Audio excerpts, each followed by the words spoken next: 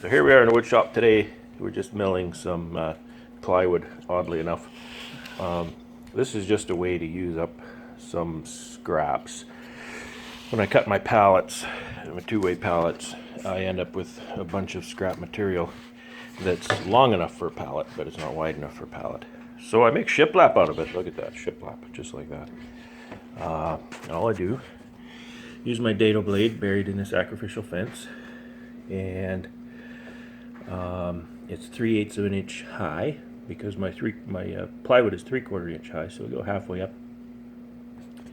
This clamp acts as a hold down for the lumber. We'll go down in there, it holds it nicely onto the saw, and then my feather boards hold the lumber against the fence. And that makes short work of making shiplap out of narrow strips of plywood.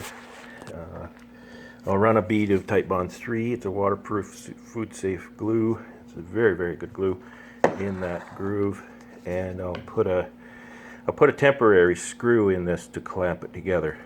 You know, you use whatever you want. A 3/4 inch screw will actually protrude the other side by just a touch. So you put those in there, wait a day, take them out. So there's really no investment, long-term investment in screws, and you have another pallet because plywood is very expensive.